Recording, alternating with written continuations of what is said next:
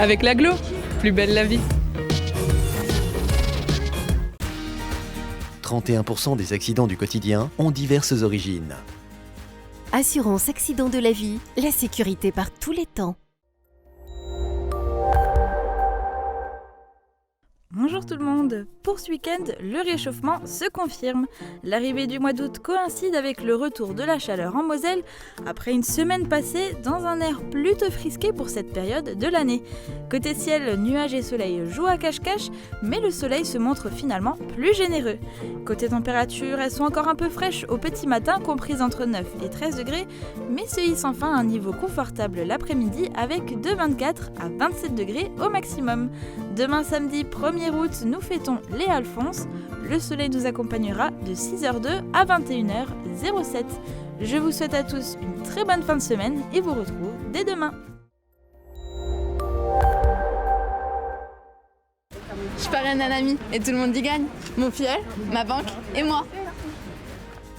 Au Crédit Mutuel, un client satisfait rayonne.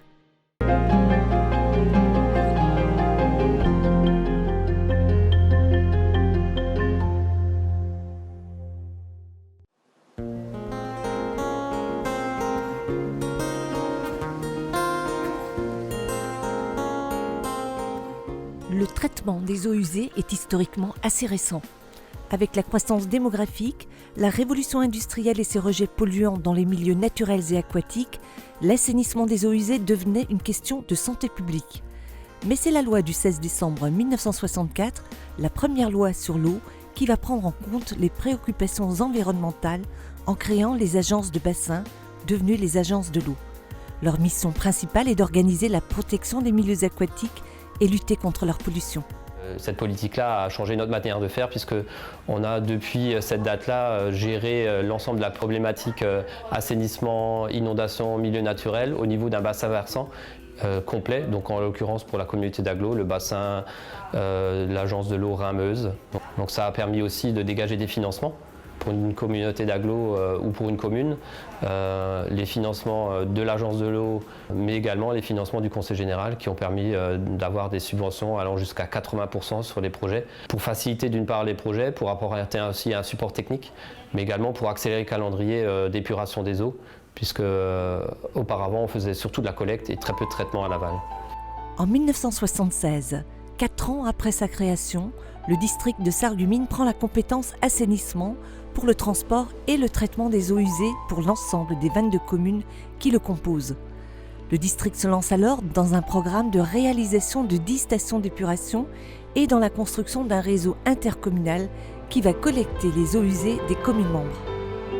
La collecte des eaux usées de l'habitant jusqu'au collecteur intercommunal restera de la compétence communale. Ce programme sera complété suite à la transformation du district en communauté d'agglomération en 2002 avec l'intégration de 3 communes supplémentaires, Wielerwald, Wundlin et Großbiedersdorf. Le syndicat mixte du Hauptbach qui traitait les eaux usées de Wielerwald et de la commune de Hambach, membre du district à l'époque, Wielerwald n'étant pas membre du district, et le fait que la communauté d'agglomération intègre Wielerwald, le syndicat a été dissous d'office. Donc ça, c'était un des points. Ensuite, nous avons aussi récupéré les stations d'épuration de Großbiedersdorf qui nous a rejoints en 2002 par la même occasion. Et l'une de ces 2 stations est rapidement démolie parce que c'est une station vétuste qui est relativement ancienne et l'autre, qui est plus proche de la frontière, tourne encore actuellement et traite une partie de la commune. Celle qui a été démolie, qui est plus proche de Sarreguemines, est déjà raccordée sur la station d'épuration de Sarreguemines et l'autre sera raccordée à compter de 2016-2017. La construction de la station d'épuration de Sarreguemines, le raccordement de la vallée de la Blise à la station d'épuration de Sarreguemines resteront des chantiers importants dans le parcours d'assainissement de la Casque. Sur la vallée de la Blise en particulier, on a en place un acheminement des eaux usées très long avec des temps de séjour importants sur des conduites en pression, ce qui favorise la formation de gaz H2S, de l'hydrogène sulfuré, un gaz hautement dangereux pour l'homme et très corrosif. Voilà, donc nous avons le poste d'arrivée des eaux usées de Bliesbruck et de Blies-et-Bersin ici. Ces eaux usées sont repompées à l'autre bout du village. Ici, nous avons des trappes étanches pour éviter que l'H2S potentiel qui peut se générer en été se dégage.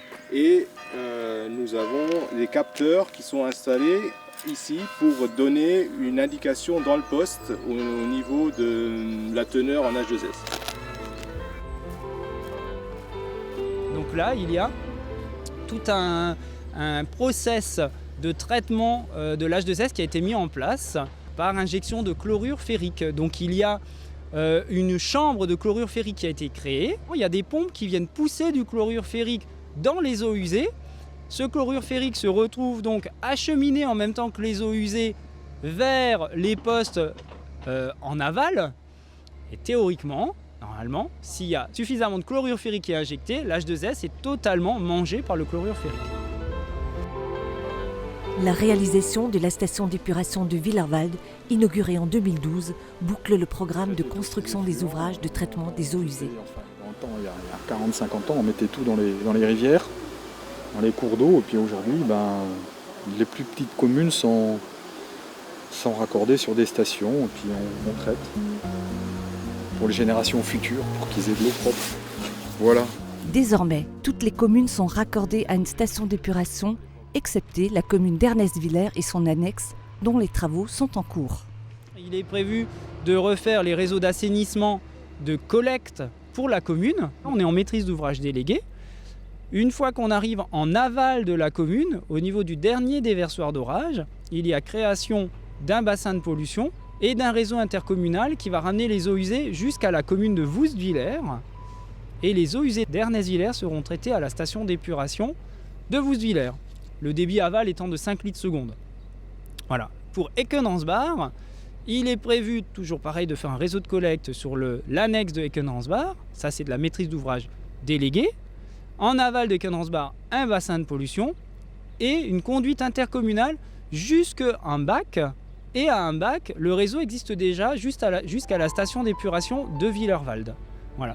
Ce qu'il faut savoir, c'est que dans le cadre de ces travaux, il y a aussi l'ensemble des déconnexions des fosses septiques, puisque aujourd'hui la commune dispose encore de fosses septiques sur l'ensemble de Ernest-Villers et de Eckenansbach. Certains secteurs dans les communes ne peuvent, pour des raisons techniques ou financières, être raccordés au réseau collectif. Ils sont alors classés en assainissement non collectif. En 2006, la communauté d'agglomération de Sarreguemines met en place un service de contrôle des installations autonomes d'épuration, fosses septiques et autres. Environ 500 habitations sont concernées. Il est bétonné, donc déjà, si votre fosse est remplie, ce qui est vraisemblable, il va falloir la vidanger. Donc je peux vous donner des adresses. Donc ces habitations-là ont une obligation de conformité de traitement, c'est-à-dire qu'il y a, comme pour une station d'épuration, certaines normes de rejet. Et ces obligations doivent être tenues. Donc ici on a un exemple de microstation. Donc ce genre de microstation peut être mis sur des emplacements lorsqu'il par exemple il n'y a pas beaucoup de terrain, parce que c'est très compact. On n'a pas besoin de mettre une fosse septique avec un lit d'épandage. Tout est fait, tout est compacté dans la station. Lorsqu'une personne vend son habitation et qu'elle a une fosse septique, on va sur place, on fait un diagnostic complet de la fosse septique. Et donc on établit un compte-rendu qui dit si la fosse est conforme ou non conforme. Un règlement de ce service peut être consulté en ligne sur le site de la communauté d'agglomération de Sarreguemines. Prochainement, nous allons commencer tout ce qui est contrôle de fonctionnement des fosses septiques de l'existant sur toute la communauté d'agglomération de Sarreguemines. Mais quelles sont les eaux usées collectées et traitées ? Il s'agit à la fois des eaux pluviales et des eaux domestiques. Elles sont acheminées dans un même réseau jusqu'au dernier déversoir d'orage de la commune. Les déversoirs d'orage régulent le flux en cas de pluie décennale et déversent une partie des eaux usées fortement diluées dans le milieu naturel. C'est une sorte de soupape de sécurité du réseau d'assainissement unitaire. Aujourd'hui, le réseau unitaire présente des avantages, mais aussi des inconvénients. L'inconvénient du réseau unitaire, c'est que parfois il y a des rejets intempestifs d'eau usée dans les milieux récepteurs. Donc on essaie de lutter le plus possible contre ces rejets intempestifs.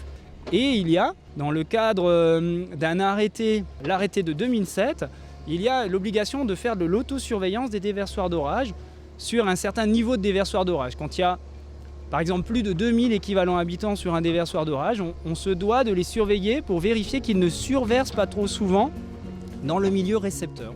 Les eaux usées poursuivent leur parcours dans le collecteur intercommunal vers la station d'épuration ou la lagune aérée. Dans le cas d'un réseau non gravitaire, donc sous pression, il est nécessaire de relever les eaux par des pompes de refoulement vers le collecteur. Le maillage du système d'assainissement de la communauté d'agglomération de Sarreguemines regroupe au total 11 stations d'épuration, 3 lagunes aérées, plus adaptées en milieu rural jusqu'à 2500 équivalents habitants, 28 postes de relevage sur environ 60 km de réseaux intercommunaux. La communauté d'agglomération Sarreguemines exploite les ouvrages d'assainissement en régie.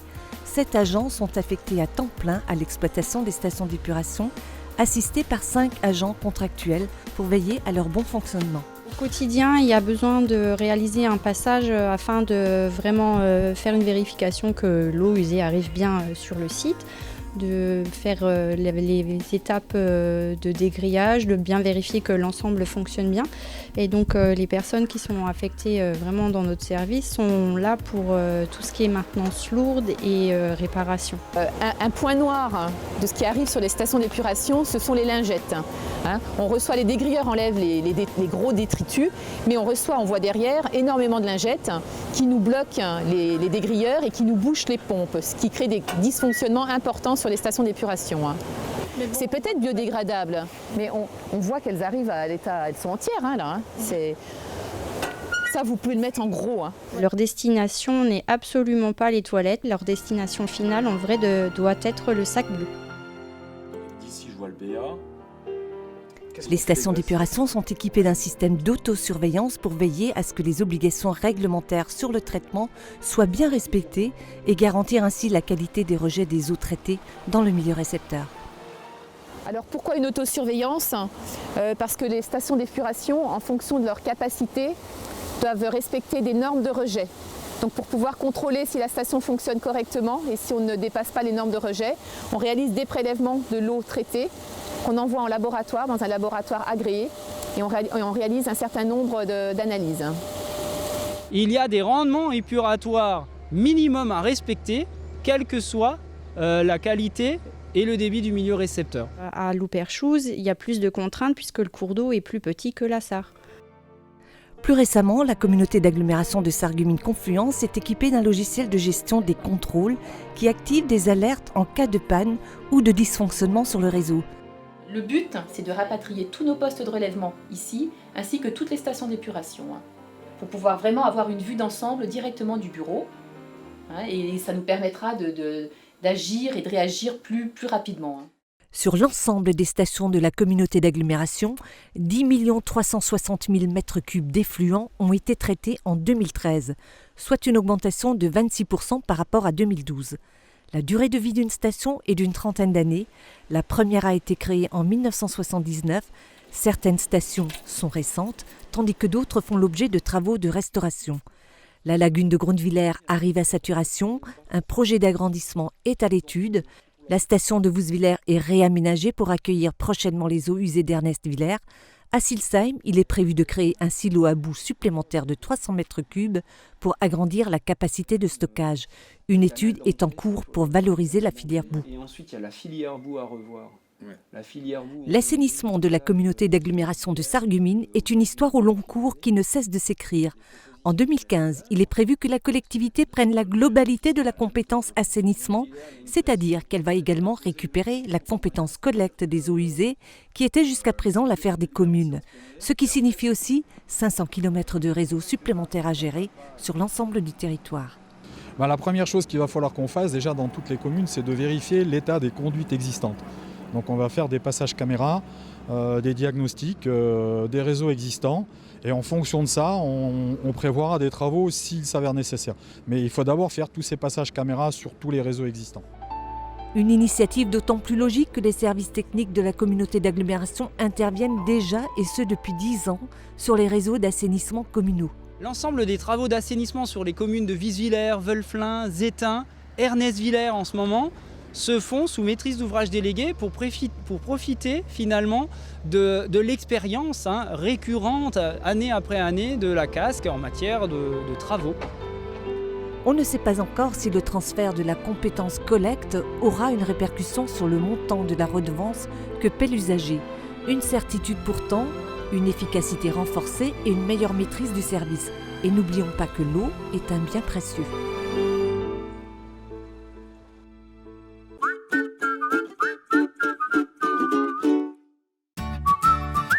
Et si, grâce à vous, le moulin de la Blise à Sarreguemines devenait le monument préféré des Français? Pour relever ce défi, il suffit de voter sur le site www.france2.fr, rubrique Monument préféré des Français pour le moulin de la Blise jusqu'au 18 août et de faire circuler l'appel sur le réseau Facebook. N'oubliez pas de mobiliser votre entourage.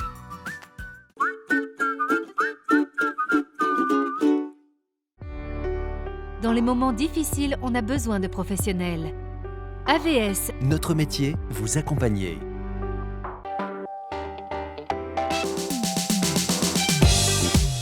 Lundi, Mosaïque vous propose plus de 2 heures de bonne humeur en plate. Découvrez le conte de Montefiasco, une comédie en 3 actes présentée par le Sarregueminer Platt Théâtre.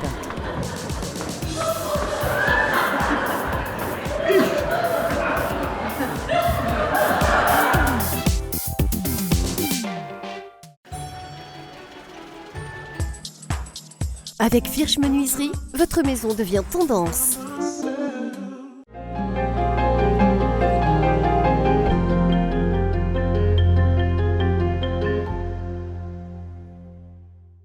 Vous avez un projet dans le domaine du tourisme, de l'artisanat ou encore dans les services de proximité, un projet qui répond aux besoins d'un territoire essentiellement rural, alors vous intéressez l'Europe, que vous soyez un particulier, une association ou encore une collectivité. Moi, mon idéal, c'est aussi de créer une épicerie sociale. On est un certain nombre de structures à faire de l'aide alimentaire. Nous avons une tradition de fruits, on peut faire mieux que le pruneau d'Agen, puisqu'on avait une tradition sur les poires, le séchage des poires, des mirabelles, etc. Ce n'est que dans les années 70 que l'Union européenne a introduit le développement rural dans sa politique agricole commune, dans l'idée de stopper l'exode agricole et rural. Le programme LEADER est un des axes de cette politique qui vise à cofinancer des projets à l'échelle d'un territoire rural par le Fonds européen agricole pour le développement rural, nommé FEADER.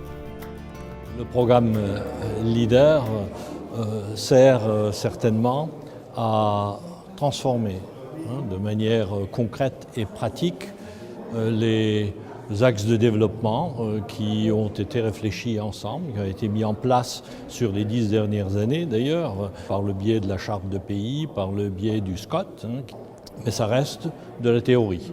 Donc quand on veut passer de la théorie à la pratique, eh bien, il faut des moyens financiers.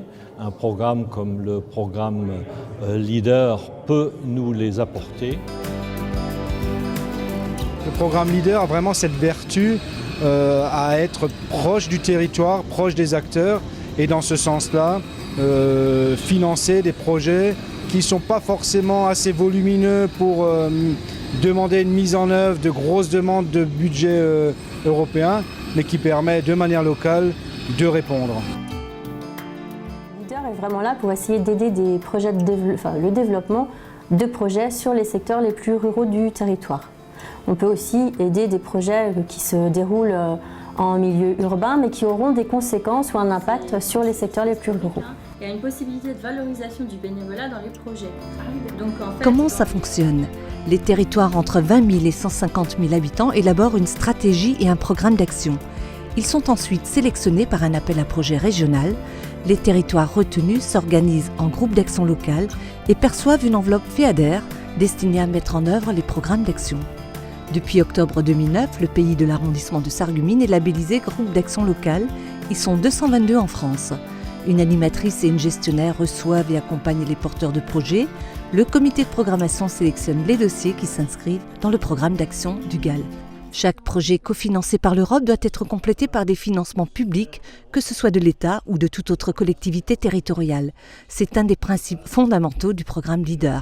Avec 1,7 million d'euros de fonds européens sur le programme 2007-2013, plus d'une centaine de projets ont pu voir le jour sur le pays de Sarreguemines, autant de graines semées pour relancer la dynamique locale sur une stratégie de rapprochement ville-campagne.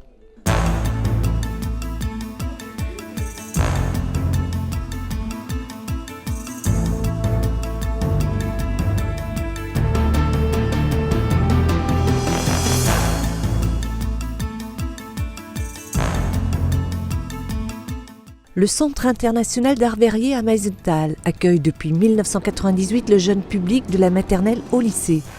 Aujourd'hui, grâce au programme Leader, les scolaires profitent d'un espace adapté d'environ 30 mètres carrés, aménagé et équipé pour la manipulation du verre à chaud, la création de petits objets et pour le soufflage. L'objectif de cet atelier, c'est pour les enfants de découvrir la matière verre. Donc on leur propose un atelier qui se déroule en 2 temps. Dans un premier temps, ils vont être amenés à tirer le verre chaud avec des pincettes pour réaliser une petite sculpture. Et dans un deuxième temps, on leur propose de souffler dans la canne pour expérimenter le soufflage des bulles en verre. C'est simple, ça nous a permis de consolider l'offre pédagogique envers le jeune public. Et on l'espère après être tellement imprégné par la magie du verre précisément, mais la magie de l'artisanat en général, pour pourquoi pas un jour choisir en âme et conscience un métier manuel, un métier où comme celui-là, il faut à la fois de la passion, du temps pour faire mûrir ses mains et son savoir-faire, et surtout retransmettre après la poésie des objets fabriqués à la main au plus grand nombre.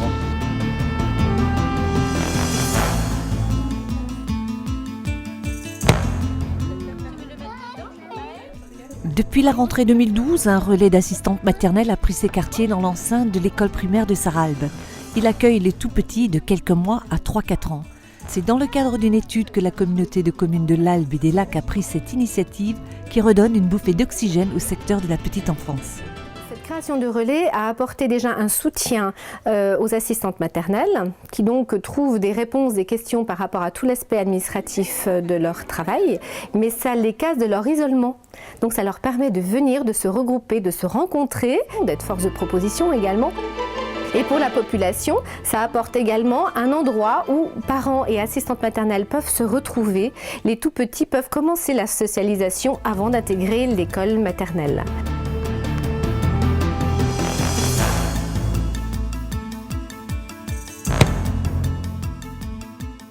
Le verger expérimental et pédagogique fait la fierté du syndicat des arboriculteurs d'Enchenberg. Il a été réalisé à partir d'un terrain en friche légué par la commune. Les enfants, accompagnés des arboriculteurs, ont pu y planter une dizaine de variétés de pommes, de poires, de mirabelles et même des pêches. Vers le bas, c'est pépins et vers le haut, là, c'est noyaux pour l'instant. On fait le jus de pomme, alors chaque fois l'école primaire est invitée, ils viennent, c'est bien, et puis ça plaît aux gamins, aux enfants, c'est parfait.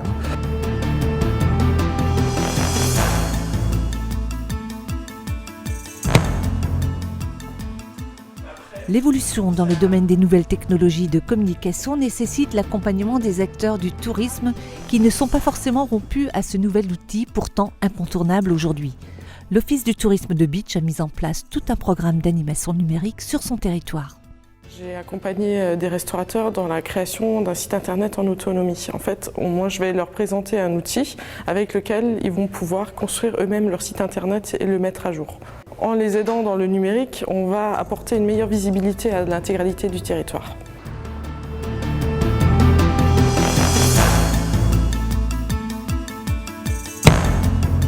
Le groupement d'études et de conservation de la nature en Lorraine est à l'initiative d'un support de communication original porté financièrement par la commune de Grossbiedersdorf. Une fresque naturaliste orne le moulin, elle exprime la beauté de la vallée de la Sarre et l'harmonie entre les hommes et la nature et invite les habitants à offrir un nichoir pour les espèces urbaines menacées. Les panneaux pédagogiques installés sur le chemin de halage éclairent le public sur les espèces faunistiques et floristiques que l'on peut trouver le long du canal de la Sarre. Ce chemin est emprunté par de nombreux cyclistes français et allemands. Nous avons eu beaucoup de retours. Le deuxième soir déjà de la réalisation du projet, j'ai eu un coup de fil d'un ornithologue de Sarrebruck qui nous a félicités et qui a dit qu'il avait pris des photos de tout et qu'il allait mettre ça dans la conférence qu'il va faire aux zoo de Sarrebruck.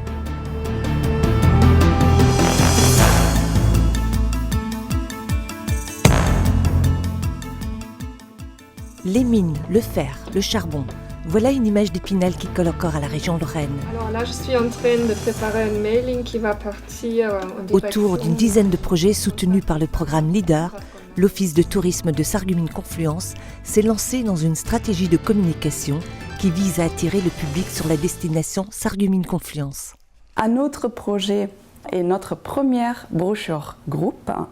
Donc il y en a une en français. Elle est éditée à 5000 exemplaires, une autre en allemand en 3000 exemplaires. Donc, elle s'adresse vraiment à tout organisateur de voyage, que ce soit une association, un comité d'entreprise, un autocariste ou un tour opérateur qui souhaite faire soit une sortie sur la journée dans notre région, ou alors sur plusieurs jours, parce que nous travaillons donc évidemment aussi avec les hébergeurs, les restaurateurs, pour créer donc des beaux séjours pour les clients que nous souhaitons nombreux sur la destination Sarreguemines Confluence. Je dirais le bilan constate effectivement qu'il y a eu un effet de levier et les porteurs de projets le disent également. Parce qu'énormément de projets, surtout en matière de tourisme et en majorité dans le secteur de beach, beaucoup de projets très intéressants ont été réalisés grâce à Leader. Face aux perspectives d'emploi, de développement rural que Leader a soulevées, le syndicat mixte de l'arrondissement de Sarreguemines renouvelle sa candidature sur le programme Leader 2014-2020. La stratégie s'oriente vers le développement et la promotion d'une économie rurale diversifiée. Sur le prochain programme, on souhaiterait articuler la stratégie autour du développement économique et de la création d'emplois. Et cette priorité serait déclinée autour de plusieurs axes pressentis, donc à savoir le développement du tourisme, le développement de la filière métiers d'art et également tout ce qui tourne autour des énergies, de l'éco-construction, de l'éco-rénovation. Également la promotion de la filière économie sociale et solidaire. Et puis le développement de projets de coopération, donc des projets de coopération interterritoriale ou transnationale. Une série de réunions d'information et d'ateliers de réflexion sur les thématiques pressenties, réunissant les élus et les divers acteurs socioprofessionnels, vont permettre d'une part de repérer les éventuels porteurs de projets et d'autre part d'affiner, de cibler au mieux la stratégie qui sera au cœur de la candidature. L'innovation et l'emploi sont en première ligne. Alors, ce que je veux voir avant tout dans le nouveau programme Leader pour les 5 ans à venir, c'est de mettre en avant l'emploi. L'emploi et l'emploi. Donc l'emploi, c'est ce qui conditionne l'avenir de notre pays demain. Et ce que nous souhaitons, ce que je souhaite, c'est que ce programme aille plus sur les initiatives privées. Et moi, je pense que le premier créateur d'emplois solides, qui ne se délocalise pas, c'est les petits artisans, commerçants.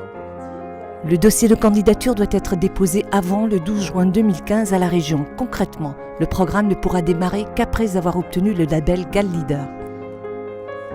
Les candidatures locales au fonds FEADER sont reçues et examinées par le groupe d'action locale sur toute la durée du programme Leader 2014-2020. Tout type de structure peut potentiellement déposer un dossier. Le développement rural est une préoccupation de premier plan de l'Union européenne. Néanmoins, le programme Leader, un des axes de cette politique, n'excède pas en France 5% des fonds FEADER. Malgré cela, l'aide au projet, qui était de 55% sur le précédent programme, sera plus conséquente sur le programme 2014-2020. Ce qui change dans le nouveau programme Leader, ce sont les régions qui décident du programme de développement rural et des actions à soutenir sur leur territoire. La région Lorraine percevra en tant qu'autorité de gestion une enveloppe de 17 millions d'euros sur le programme Leader 2014-2020. 12 territoires se sont déjà portés candidats.